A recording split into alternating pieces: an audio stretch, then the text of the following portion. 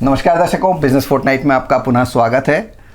आज हम चर्चा करने जा रहे हैं बायोफ्यूल के बारे में, और ये चर्चा एक ऐसे एक्सपर्ट के साथ हम करने जा रहे हैं जो आपको बताएंगे कि इस क्षेत्र में आप कैसे कदम रख सकते हैं और कैसे इसको एक अच्छे बिजनेस में कन्वर्ट कर सकते हैं। तो आज का जो हमारा इंटरव्यू है या जो चर्चा है वो उन एंटरप्रेनर्स के लिए बहुत उपयोगी है जो इस क्षेत्र में आना चाहते हैं और जिनके पास कुछ थोड़ी ज़मीन भी है और इस क्षेत्र में आने की इच्छा भी है।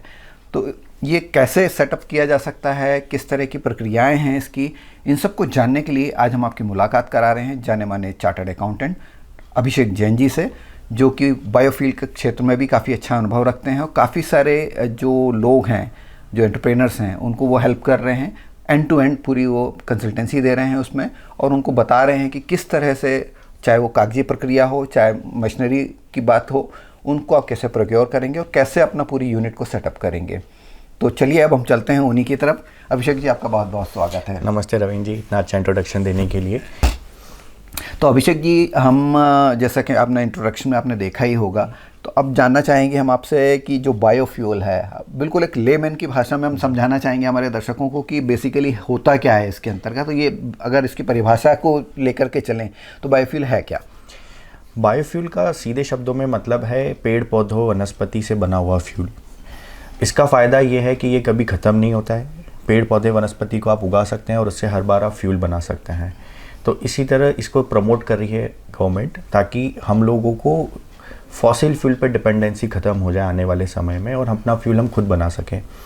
बायोफ्यूल के डिफरेंट टाइप्स होते हैं जी, जिसमें आप एथेनॉल हो गया, बायोडीजल हो गया, कंप्रेस्ड बायोगैस जो कि एग्रीकल्चर वेस्ट से बनती है। ये 3 मेजर प्रोडक्ट ऐसे हैं जिसके ऊपर अभी इंडियन गवर्नमेंट फोकस कर रही है जी। तो शायद अभी हाल ही में मैंने देखा कि बड़ी एक ऑटोमोबाइल निर्माता कंपनी टाटा है, उन्होंने घोषणा की है कि एक उनका एक्सक्लूसिव प्रोडक्ट लेके आ रहे हैं, एक कार लेके आ रहे हैं जो एथेनॉल पर ही चलेगी। और इस तरह के और भी प्रोडक्ट्स के अनाउंसमेंट मैंने देखे हैं, जिसमें कि 2 व्हीलर्स में भी कुछ सीएनजी और भी जो बायोगैस वाले प्रोडक्ट हैं वो मार्केट में आना शुरू हुए हैं। तो आप किस तरह का फ्यूचर देख रहे हैं इसका? देखिए सर, अगर हम किसी भी देश की ग्रोथ को देखें तो उसको आगे बढ़ने के लिए एनर्जी की ज़रूरत होती है। एनर्जी के लिए हमारे पास फ्यूल में जो अवेलेबिलिटी है, फॉसिल फ्यूल, पेट्रोल, डीजल, वो लिमिटेड है। तो इंडियन गवर्नमेंट पिछले 10 सालों से एथेनॉल को प्रमोट कर रही है। अब हम लोग पेट्रोल में 20% एथेनॉल मिक्स कर रहे हैं। अभी हमारा इंपोर्ट कम हो गया है उसी वजह से पेट्रोल डीजल का। साइमल्टेनियसली अभी 100% एथेनॉल वाली गाड़ियाँ आ रही हैं ताकि हम एथेनॉल को यूज़ कर पाएँ। उसके साथ ही अभी 2 व्हीलर में भी सीएनजी वाली 2 व्हीलर आने लगी हैं। CNG as a product market में डिमांड बढ़ने ही वाली है जी। एनर्जी प्रोडक्ट के साथ, बिजनेस के साथ प्रॉब्लम ये नहीं है कि आपको उसको बेचने कहीं जाना है, उसकी डिमांड हमेशा बनी रहती है। तो ये एक फ्यूचरिस्टिक बिजनेस है जिसको आप एक बड़ी स्केल पे कर सकते हैं और एक बड़ा इन्वेस्टमेंट प्लान कर सकते हैं। दर्शकों, मैं थोड़ा सा यहाँ आपको बताना भी चाहूँगा कि जब हम बायोफ्यूल की बात कर रहे हैं और जो हम अभी पेट्रोल, डीजल या दूसरे तमाम जो हमारे ऑयल प्रोडक्ट्स हैं उनको इंपोर्ट करते हैं, ज़्यादातर हमारा पैसा जो है, बहुत बड़ा हमारा जो पैसा है वो विदेशों को हमको सिर्फ इसलिए देना होता है क्योंकि हमारे पास खुद का जनरेशन नहीं है।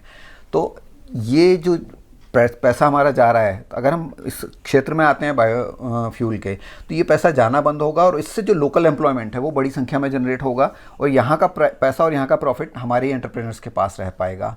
अब इसके बाद हम आगे बढ़ते हैं और जानना चाहेंगे अभिषेक जी से कि जो बायोफ्यूल है, तो बायोफ्यूल के क्षेत्र में अगर कोई एंटरप्रेनर है या स्टार्टअप्स हैं वो अगर एंटर करना चाहते हैं तो सबसे पहली स्टेप उनके लिए आप क्या सजेस्ट करेंगे कि उनको क्या करना चाहिए, कहाँ से वो एंट्री ले सकते हैं? बायोफ्यूल में हम लोग कंप्रेस्ड बायोगैस प्लांट अभी काफ़ी लोगों के लिए बिजनेस कंसल्टेंसी कर रहे हैं। कंप्रेस्ड बायोगैस प्लांट के लिए आपके पास एक अच्छी ज़मीन होना चाहिए जहां आसपास खेती योग्य ज़मीन हो। बायो सीएनजी के लिए तो ज़मीन का आपने जिक्र किया, तो कितनी ज़मीन चाहिए होगी? आपको 4 से 6 एकड़ ज़मीन आपके पास होना चाहिए ताकि आपके पास स्टोरेज एरिया, आपके स्टाफ का क्वार्टर्स वगैरह भी बना सकें। 4 से 6 एकड़ ज़मीन किसी भी रोड से कनेक्टेड एरिया में अगर आपके पास है तो बहुत अच्छा लोकेशन है। अगर अंदर भी है लेकिन उसकी ट्रांसपोर्ट के हिसाब से अगर कनेक्टिविटी है, हम आप आसानी से यूज़ कर सकते हैं। आपको कोई बहुत बड़ी टेक्नोलॉजी इसमें ज़रूरत नहीं होती है जी। और मेजर पार्ट जो होता है इसमें सिविल कंस्ट्रक्शन और मशीनरी जो होती है वो इजीली ट्रांसपोर्टेबल है। तो तो आप कहीं भी 5 से 6 एकड़ ज़मीन, अगर आपके पास एग्रीकल्चर लैंड भी है, अगर आप उसको भी कन्वर्ट करा सकते हैं इंडस्ट्रियल लैंड में, उसको भी यूज़ कर सकते हैं। तो इसके लिए स्पेसिफिक एरिया का कोई ऐसा रिक्वायरमेंट नहीं है कि यहीं आप लगा सकते हैं, कहीं भी आप इसको लगा सकते हैं जहाँ आपके पास अच्छी लोकेशन पे ज़मीन हो, जहाँ आसपास खेती योग्य ज़मीन हो। जी, तो ये तो बात हो गई आपके पास लैंड होने की, तो ये पहला स्टेप हो गया कि आपके पास ज़मीन हो, 4 से 6 एकड़ हो। इसके बाद अगला स्टेप क्या होगा? ज़मीन लेने के बाद अगर आपके पास सीधे ही इंडस्ट्रियल लैंड है, नहीं तो हम उसको आपको हेल्प करते हैं उसका डाइवर्जन करा के उसे इंडस्ट्रियल लैंड करवाने में। उसके बाद हमें गवर्नमेंट के साथ एक लेटर ऑफ इंटेंट साइन करना होता है, जो हमसे अगले 15 साल तक बायो सीएनजी खरीदने वाली है। गवर्नमेंट की ऑयल मार्केटिंग कंपनी है गेल, IOCL, HPCL, BPCL, private players हैं अडानी, ये आपके साथ अगले 15 सालों के लिए परचेस का एग्रीमेंट करते हैं। तो मतलब दर्शकों, आप देख रहे हैं कि मतलब इसमें आपको बना बनाया मार्केट मिल रहा है। अगर आपके पास प्रोडक्ट बनाने की क्षमता है तो बेचने के लिए आपको कहीं नहीं जाना है, आपको घर बैठे ही एक एग्रीमेंट होगा गवर्नमेंट के साथ, इन किसी भी ऑयल कंपनी का जिनका आपने जिक्र किया है, और वो आपसे अगले 15 साल तक वो आपका फ्यूल खरीदेंगी। जी, तो मैं आपको इसमें एक इम्पॉर्टेंट बात ये बताना चाहता हूँ कि इसमें आपका रेट सरकार की तरफ से फिक्स होता है, तो आपको कभी भी रेवेन्यू ऊपर नीचे होगा इसका कोई डर नहीं होता है। तो मार्केट फ्लक्चुएशन आपको कोई बहुत ज़्यादा नहीं होगा, and it's a high margin business. आप एक वेस्ट से फ्यूल बना रहे हैं, जो fuel is very important thing आज की डेट में, बहुत इंपॉर्टेंट है देश को ग्रो करने के लिए। और 15 साल तक आपसे गवर्नमेंट की कंपनीज आपसे खरीद रही है, तो उनका एग्रीमेंट आपके लिए एक वैल्यूएबल पार्ट है। तो आपको शुरू करने के पहले ये सोचने की ज़रूरत नहीं मुझे कहाँ बेचना है। जी, तो ये तो हो गई पेपर प्रोसेस की बात और गवर्नमेंट की फॉर्मेलिटीज़ की बात। तो मतलब पहला स्टेप हमारे पास ज़मीन, दूसरा स्टेप गवर्नमेंट के साथ एग्रीमेंट, और आपने जो बताया है कि लैंड को आपको कन्वर्ट करा करके इंडस्ट्रियल कराना होगा। इसके बाद का जो स्टेप आता है कि जब आप जाते हैं, तो इनमें भी मैं आपसे 2 चीज़ जानना चाहूँगा। एक तो फाइनेंस की ज़रूरत होगी, बिल्कुल, दूसरा आपको रॉ मटेरियल की ज़रूरत होगी, और तीसरा मैन पावर की ज़रूरत होगी। तो इसमें हम पहले बात करेंगे कि आपको गवर्नमेंट के अलावा, मतलब गवर्नमेंट का तो आपको बाइंग का सपोर्ट मिल गया कि वो खरीद रही है, अब आपको फाइनेंस की ज़रूरत है, तो वो किस तरह से मैनेज होगा और कितना फाइनेंस आपको रिक्वायर्ड होगा और कितनी मिनिमम कैपेसिटी से आप शुरू कर सकते हैं? जैसा कि सर ने पूछा फाइनेंस के लिए हमें सारी पब्लिक सेक्टर बैंक से इजीली फाइनेंस अवेलेबल है। एक सबसे छोटा प्लांट होता है 3 टन का, जिसके ऊपर हम लोग 13 से 15 करोड़ का इन्वेस्टमेंट होता है, जिसका 75% हमें बैंक से फंडिंग मिल जाता है, जिसके लिए हमें हर बैंक की शर्तों के अनुसार कोलेटरल प्रोवाइड कराना होता है। उसके बेसिस पे प्रोजेक्शन आपके बिजनेस के LOI, जिस भी ऑयल मार्केटिंग कंपनी के साथ आपका एग्रीमेंट हुआ है, उसके बेसिस पे आसानी से फंडिंग मिल जाती है, जिसमें हम आपको हेल्प करते हैं। इसकी एक TEV रिपोर्ट बनती है, जिसमें एक वाइबिलिटी चेक होती है, आपका प्लान सक्सेसफुल हो सकता है कि नहीं हो सकता है। उसके बेसिस पे बैंक आपको फंडिंग कर देती है। आपको इसमें कोलेटरल भी देना पड़ता है, इसके लिए कोई स्पेसिफिक गवर्नमेंट की स्कीम नहीं है लोन के लिए। हाँ, आपको इसमें एक इम्पॉर्टेंट पार्ट है कि आपको इसमें सब्सिडी का बेनिफिट मिलता है मिनिस्ट्री ऑफ रिन्यूएबल एनर्जी की तरफ से। वो कितना होता है सर? वो होता है प्रो राटा बेसिस पे, हर 4800 kg के प्लांट पे आपको 4 करोड़ रुपए मिलता है। तो जितने कैपेसिटी का आप प्लांट लगाओगे उसके हिसाब से आपको पैसा मिलेगा। आप 3 TPD का प्लांट लगा रहे हैं तो आपको 2 से 2.5 करोड़ रुपए की सब्सिडी मिलेगी। आप 6 TPD का प्लांट लगा रहे हैं तो आपको 5 करोड़ की सब्सिडी मिलेगी। आप 10 TPD तक का प्लांट लगाते हैं तो आपको 10 करोड़ तक की सब्सिडी मिलती है, जो कि मैक्सिमम है। उससे ज़्यादा सब्सिडी गवर्नमेंट नहीं देती है, जो कि कैपिटल सब्सिडी है, अपफ्रंट आती है। प्लांट चालू होते से आपके 1 साल में आपको सब्सिडी मिल जाती है। तो काफ़ी अच्छा गवर्नमेंट की तरफ से इनिशिएटिव है नए लोगों के लिए, एक सपोर्ट सिस्टम के लिए। जी, इसी से जुड़ा हुआ एक प्रश्न आ रहा है फाइनेंस को लेकर के ही। जैसे कि कोई व्यक्ति है, मान लीजिए कोई एक एंटरप्रेनर है, लेकिन उसका कोई बैकग्राउंड नहीं है इस तरह के फील्ड में काम करने का, तो उस व्यक्ति के लिए क्या कोई रिक्वायर्ड क्वालिफिकेशन या कोई सर्टेन एक्सपीरियंस की रिक्वायरमेंट होती है कि जब वो लोन अप्लाई करने जा रहा है? जी सर, इसमें प्लांट को चलाने के लिए कोई ऐसा यूनिक एक्सपीरियंस का रिक्वायरमेंट नहीं है। बैंक के कुछ क्राइटेरिया होते हैं, आप वो सारे फुलफ़िल करते हैं तो आपको आसानी से लोन मिल सकता है। आपकी तरफ में कोई पुराना कोई डिफ़ॉल्ट नहीं होना चाहिए, आपके पास इनफ कोलेटरल होना चाहिए बैंक को देने के लिए। प्रोजेक्शन के बेसिस पे इस प्लांट में आपको इजीली लोन मिल जाता है। मतलब अदर देन हिस्ट्री कुछ और रिक्वायर्ड नहीं है। ओके, मतलब आपके लिए कोई बेसिक क्वालिफिकेशन या कोई टेक्निकल बैकग्राउंड कुछ जरूरी नहीं ऐसा है? कोई बैंक का रिक्वायरमेंट नहीं होता है, क्योंकि ये एक बहुत पुरानी टेक्नोलॉजी है जिसको अभी काफ़ी इम्प्रूव कर लिया गया है जी। तो आपको ऑप्टिमम लोगों को हायर करना पड़ेगा, उसके हिसाब से आप इसे मैनेज कर सकते हैं। जी, तो ये तो फाइनेंस वाला पार्ट पूरा हो गया। अब हम आगे बढ़ते हैं। जब आप प्लांट लगाने जा रहे हैं तो उस प्लांट को लगाने के लिए किस तरह का मैन पावर रिक्वायर्ड होता है? आपने सही क्वेश्चन किया। ये इस प्लांट में आपको बहुत ज़्यादा मैन पावर की रिक्वायरमेंट नहीं होती है। आपको 10 से 15 लोगों में आप 3 टन पर डे का प्लांट इजीली ऑपरेट कर सकते हैं, जिसमें आपके पास 4 से 5 स्किल्ड लोग होना चाहिए, जिसमें प्लांट मैनेजर हो गया, एक आपका मेंटेनेंस देखने वाला हो गया। उसके अलावा आपको अनस्किल्ड लेबर चाहिए होती है, जो कि रॉ मटेरियल को लोडिंग, अनलोडिंग और बेसिक काम देखने के लिए। तो ये इसका ओवरऑल स्ट्रक्चर है मैन पावर के रूप में। जी, तो इसमें कोई क्वालिटी कंट्रोल मैनेजर या इस तरह की भी कोई रिक्वायरमेंट होती है, या कि इसकी क्वालिटी ऑटोमेटिकली अच्छी ही बनती है? बेसिकली इसमें प्लांट में हम लोग जो लगे हैं अभी हमारी कंसल्टेंसी में, उसमें एक सेंसर लगा होता है जो कि टेस्ट करता है कि आपकी किस प्योरिटी की गैस बन रही है। इसमें अभी एक अपडेट आया है जो मैं आपको बताना चाहूँगा, जो आने वाले लोग को अभी जो कुछ लोग आगे जाके प्लांट सेटअप करना चाह रहे हैं उनके लिए ये बहुत ही इंपॉर्टेंट पार्ट है। अभी तक हम लोग इंडियन स्टैंडर्ड पे गैस बना रहे थे, दैट इज़ 90% प्योरिटी। कुछ सालों में इसमें या अगले ही साल में इसे 96% यूरोपियन स्टैंडर्ड पे ले जाया जाने वाला है। तो आपको प्लांट लगाना है तो उसके पहले आप जो भी आपका प्लांट लगवा रहे हैं या लगा रहे हैं उनसे इस चीज़ को आप ध्यान में रख के लगाएं कि आपको 96% प्योरिटी का गैस मिले। और ये आपका टेस्टिंग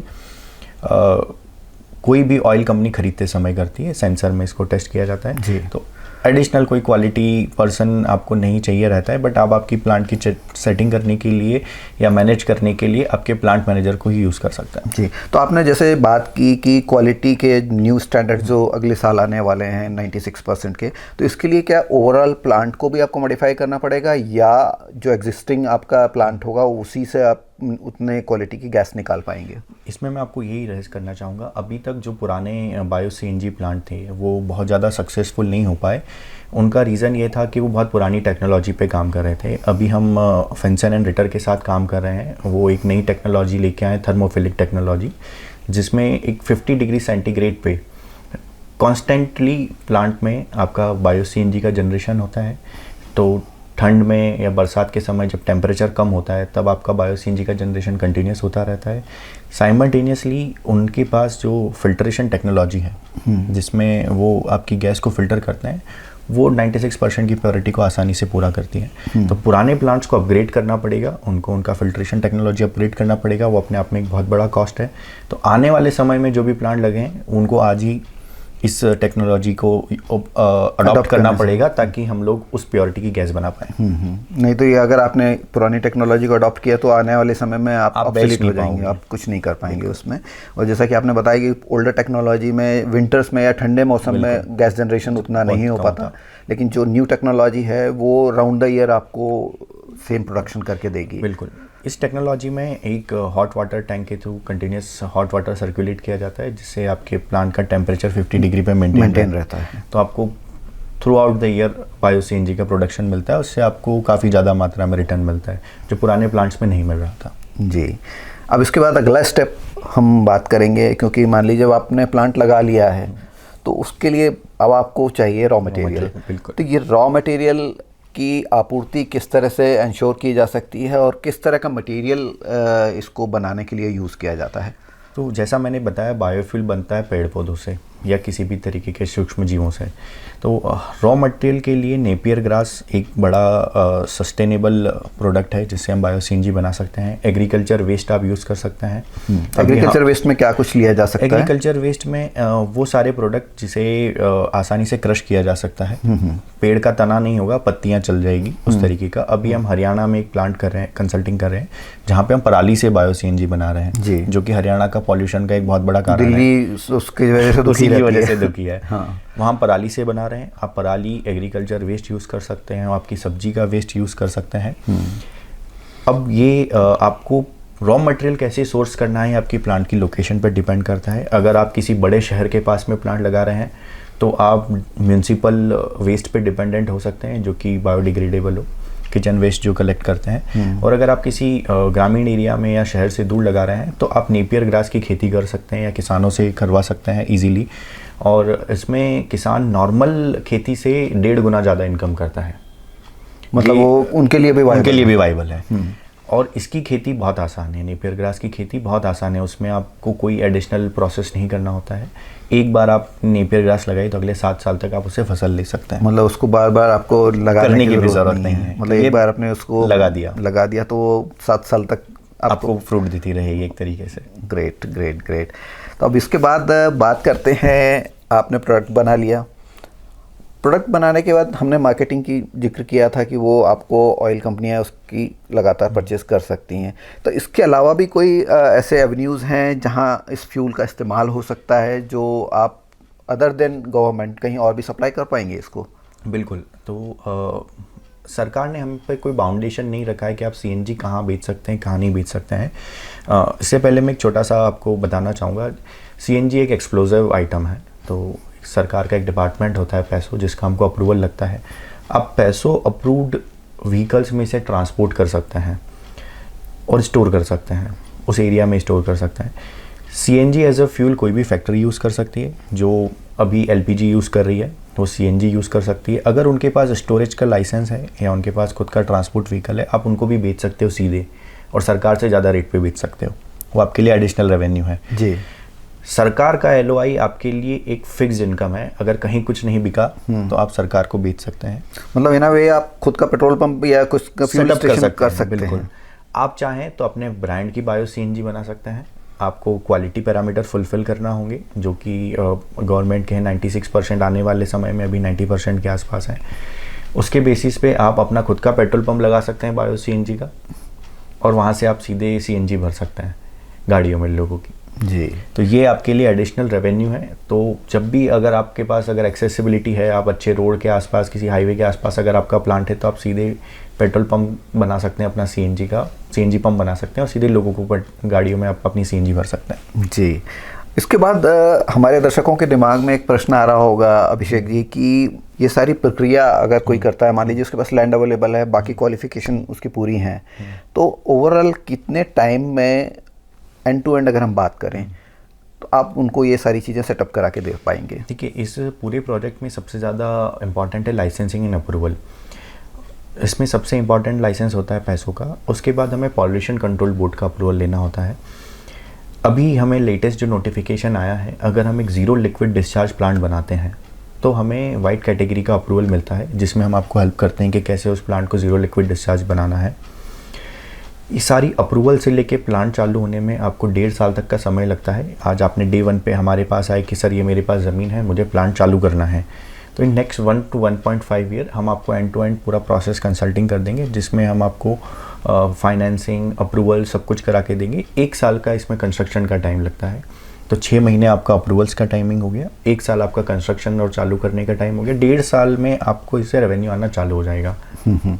अच्छा, जब रेवेन्यू की बात आती है तो हमारे दर्शक फिर सोच रहे होंगे कि ये बताएं कि इस प्रोजेक्ट को अगर वो लेके आते हैं तो वायबिलिटी सबसे पहला फैक्टर दिमाग में आता है, तो कितने समय में ब्रेक इवन अचीव किया जा सकता है? देखिए सर, इसमें सबसे अच्छा बेनिफिट ये है कि आपको गवर्नमेंट सब्सिडी बड़ी मात्रा में मिल रही है, जो कि कैपिटल है। तो जो आपका बड़ा कैपिटल है वो तो सीधे सरकार आपको रिफंड कर देती है। ये हाई प्रॉफिट मार्जिन बिजनेस है। ग्रास काफ़ी सस्ते रेट पे आपको मिलती है। अगर आप खुद फार्मिंग करते हैं तो और सस्ते रेट पे आपको मिलती है। हम अभी जो प्लांट कंसल्ट कर रहे हैं उनमें हम 3.5 से 5 साल का हम लोग पे बैक पीरियड मान रहे हैं। 3.5 से 5 साल में आपका पूरा पैसा वापस आ जाएगा, अगर आपका ऑप्टिमम रेट पे प्लांट चलता है बिना किसी ब्रेकडाउन के, जो कि नॉर्मली इस प्लांट में आता नहीं है। तो आप 3.5 से 5 साल में अपना पूरा पैसा रिकवर कर सकते हैं। उसके बाद प्रॉफिट आपका ही आपका है। और ये प्लांट की जो लाइफ होती है वो 25 साल की होती है। ओके। आपको हर 10 साल में एक मेजर मेंटेनेंस कराना होता है, जिससे आपका प्लांट की लाइफ अगले 10 साल तक और अच्छी इंप्रूव होती है। तो बाकी इन बिटवीन कोई रिकरिंग एक्सपेंस इस तरह के मेंटेनेंस को लेकर के नहीं होते? बड़े मेंटेनेंस के एक्सपेंडिचर कुछ नहीं होते हैं। जो नॉर्मल एक छोटे मोटे मेंटेनेंस होते हैं वो आपको करना रहते हैं। जो प्रोडक्ट कंपनीज आपको सीधे बताएंगी कि आपको कुछ टाइम बाद पंप चेंज करना है या पाइप चेंज करना है, वो जैसे हमारी कार में भी हम लोग मेंटेनेंस कराते हैं, तो सिंपली सर्विसिंग आप बोल लीजिए। करेक्ट, हाँ। मेजर मेंटेनेंस कुछ नहीं आता है। तो इसकी जो मशीनरी है वो इंडियन मेड है या कहाँ से आप सोर्स करते हैं इसको? इसमें देखिए, हम लोग आपको अच्छी कंपनी से कनेक्ट करते हैं। हर कंपनी का अपना अपना क्राइटेरिया होता है। मेजर पार्ट आपका इंडिया में ही ऑन साइट कंस्ट्रक्शन होता है, टैंक्स ऑन साइट बनते हैं। मशीनरी पार्ट में कुछ चीज़ें हैं जो इम्पोर्टेड होती हैं, कुछ चीज़ें हैं जो इंडियन लगती हैं, तो it's combination of both. But जो मेजर अगर हम बात करें कि 15 करोड़ के प्लांट में से 8-9 करोड़ की चीज़ें इंडिया में मिलेगी आपको, बाकी आपको बाहर से लेके आना पड़ेगा। वो जो कंपनी लगाने आ रही है वो आपको पूरा एंड टू एंड सर्विस देती है जी। तो इसमें इनडायरेक्ट अगर हम एम्प्लॉयमेंट जनरेशन की बात करें तो आप किस तरह का सीन देख रहे हैं कि अगर इस फील्ड में लोग आते हैं और अपने प्लांट सेटअप करते हैं और अक्रॉस इंडिया अगर हम इस तरह की चीज़ों पर जाते हैं तो कितने लोग इससे अफेक्ट होंगे, कितने लोगों को एम्प्लॉयमेंट मिलेगा? देखिए सर, एनर्जी का कैसा आज की डेट में फ्यूचर है कि बिना एनर्जी के हम ग्रो नहीं कर पाएंगे। सीएनजी प्लांट जितने ज़्यादा आएंगे उतना ज़्यादा हमें ये बेनिफिट होगा कि हमें ऑन लोकेशन सीएनजी मिल रहा है। तो आप आज की डेट में मुझे अगर आप बोलेंगे तो मैं मानता हूँ कि एमपी में 200 प्लांट भी आ जाएं तो भी कम ही होगा हमारा एनर्जी रिक्वायरमेंट, क्योंकि इसके मल्टीपल यूजेस हैं। व्हीकल में आ गया है, 2 व्हीलर में भी आ चुका है। साइमल्टेनियसली अब फैक्ट्रीज भी सीएनजी को एज अ फ्यूल यूज़ कर रही हैं, क्योंकि उन्हें नियर बाय किसी प्लांट से डिलीवरी हो रही है। प्लस हमारे पास gas pipeline all over Madhya Pradesh, Rajasthan, Chhattisgarh well connected आ चुकी है।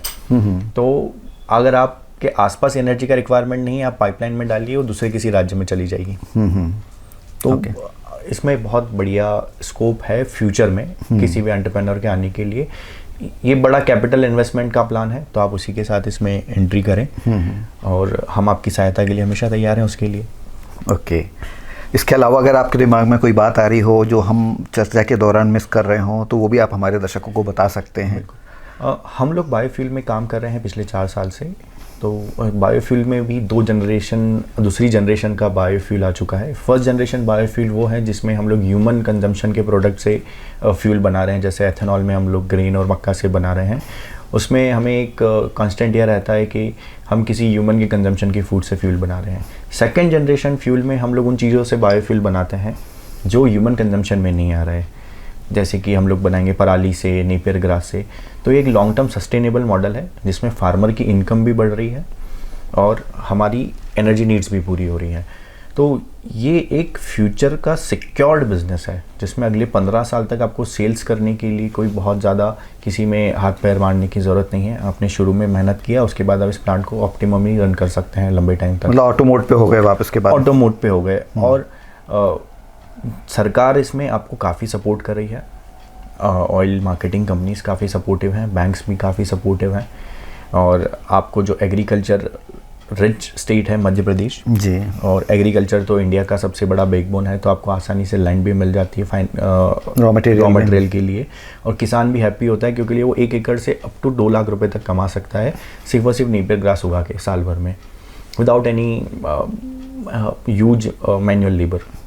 ये इसके साथ बेनिफिट है। ओके, मतलब उसको बहुत ज़्यादा केयर की ज़रूरत नहीं है। केयर की ज़रूरत नहीं है। साइमल्टेनियसली इसमें अभी हम लोग दिल्ली की कंपनी के साथ काम कर रहे हैं जिसमें हम एथेनॉल प्लस बायो सीएनजी का कॉम्बिनेशन लेके आ रहे हैं। ओह, ये आई होप मध्य प्रदेश का पहला प्लांट होगा जिसमें हम लोग एथेनॉल का जो वेस्ट बचता है DDGS, जिसे पशु आहार के रूप में बेचा जाता है, जो कि एक सस्टेनेबल रेवेन्यू सोर्स नहीं है किसी भी बड़े प्लांट के लिए, उसी को हम कन्वर्ट करके उससे बायो सीएनजी बना रहे हैं जिसे हम फिर वापस गवर्नमेंट को दे रहे हैं। और फिर उस वेस्ट जो वाटर निकले उसको हम जीरो लिक्विड डिस्चार्ज प्लांट में ट्रीट कर देते हैं। तो ये एक बड़ा एवेन्यू है बड़े इन्वेस्टर्स के लिए।